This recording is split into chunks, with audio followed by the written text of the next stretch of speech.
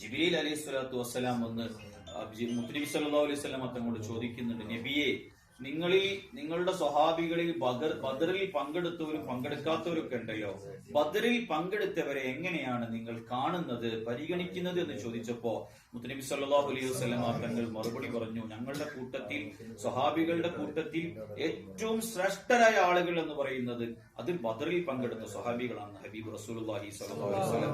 അപ്പൊ ജിബ്രീൽ അലൈഹി സ്വലാത്തു വസ്സലാം മറുപടി പറഞ്ഞു, ഞങ്ങളുടെ കൂട്ടത്തിൽ, മലക്കുകളുടെ കൂട്ടത്തിലും ഏറ്റവും ശ്രേഷ്ഠരായ മലക്കുകൾ ആരെന്ന് പറഞ്ഞാൽ ബദറിന്റെ അന്ന് ബദറിൽ ഇറങ്ങി ബദരീങ്ങളെ സഹായിച്ച, വിശുദ്ധ ഖുർആനിൽ ഞാൻ തുടക്കത്തിൽ ഓതിയതുപോലെ വലഖദ് നസറക്കുമുല്ലാഹു ബിബദരിൻ, ബദറിൽ അള്ളാഹു നിങ്ങളെ സഹായിച്ചു, അൻതും അതില്ല, നിങ്ങൾ ന്യൂനപക്ഷമായിരുന്നു എന്ന് വിശുദ്ധ ഖുർആനിൽ അള്ളാഹു പറഞ്ഞ മലക്കുകളെ കൊണ്ട് അള്ളാഹു സഹായിച്ച ആ മലക്കുകൾ, ബദറിൽ ഇറങ്ങിയ മലക്കുകളാണ് മലക്കുകളുടെ കൂട്ടത്തിൽ ഏറ്റവും ശ്രേഷ്ഠരായ മലക്കുകളെന്ന് ഹബീബ് റസൂലുള്ളാഹി സ്വല്ലല്ലാഹു അലൈഹി വസല്ലം തങ്ങളോട് ജിബ്രീൽ അലൈഹി സ്വലാത്തു വസ്സലാം മറുപടി പറയുകയുണ്ടായി. പ്രിയമുള്ള മുഅ്മിനീങ്ങളെ, അതിൽ നിന്ന് തന്നെ ജിബ്രീൽ അലൈഹി സ്വലാത്തു വസ്സലാമിന്റെയും മുത്തുനബിയുടെയും ആ സംഭാഷണത്തിൽ നിന്ന് തന്നെ ബദരീങ്ങൾക്ക് എത്രമാത്രം പ്രത്യേകതയുണ്ടെന്ന് നമുക്ക് മനസ്സിലാക്കാൻ പറ്റും.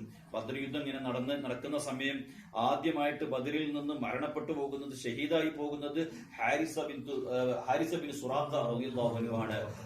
അവർ മരണപ്പെട്ട സമയം മുത്തനബി സല്ലല്ലാഹു അലൈഹി വസല്ലം തങ്ങളുടെ ചാരത്തേക്ക് ഹാരിസ് തങ്ങളുടെ ഉമ്മ വന്നിട്ട് മുത്തനബിയോട് പറഞ്ഞു, നബിയെ, എന്റെ മകൻ എത്രമാത്രം എനിക്ക് പ്രിയപ്പെട്ടവരായിരുന്നു എന്ന് നിങ്ങൾക്ക് അറിയാലോ. എന്റെ മകൻ ഇവിടെ ഷഹീദായി പോയി, മരണപ്പെട്ടു പോയി. എന്റെ മകന്റെ അവസ്ഥ എന്താണ്, അതെനിക്ക് അറിയാൻ ആഗ്രഹമുണ്ട് എന്ന് മുത്തനബി സല്ലല്ലാഹു അലൈഹി വസല്ലം തങ്ങളോട് ചോദിക്കുകയാണ്.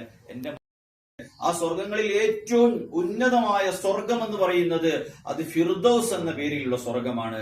ആ സ്വർഗത്തിലായിരിക്കും നാളെ ഹാരിസ് റളിയല്ലാഹു അൻഹു ഉണ്ടാവുക എന്ന് ഹബീബ് റസൂലുള്ളാഹി സ്വല്ലല്ലാഹു അലൈഹി വസല്ലം തങ്ങൾ മറുപടി പറയാണ്. അത് കേട്ട ഉമ്മ സന്തോഷത്തോടു കൂടി ബദറിൽ നിന്ന് തിരിച്ചു പോകുന്ന രംഗം കിതാബിൽ നമുക്ക് കാണാൻ സാധിക്കും. പ്രിയമുള്ള മുഅ്മിനീങ്ങളെ, ബദറിൽ പങ്കെടുത്ത സ്വഹാബിക്കുള്ള ഏറ്റവും കിട്ടുന്ന ബെനിഫിറ്റ് അതാണ്. അവരുടെ അവർ നേരത്തെ ചെയ്തു പോയതും ഇനി ചെയ്യാനിരിക്കുന്ന ദോഷം കൂടി അവർക്ക് ബദറിൽ പങ്കെടുത്ത ഒരൊറ്റ കാരണം കൊണ്ട് പൊറുക്കപ്പെടുമെന്ന് ഹബീബ് റസൂലുള്ളാഹി സ്വല്ലല്ലാഹു അലൈഹി വസല്ലം തങ്ങൾ പഠിപ്പിക്കുന്ന ഹദീസിൽ അതിന്റെ ആശയം നമുക്ക് കാണാൻ സാധിക്കും.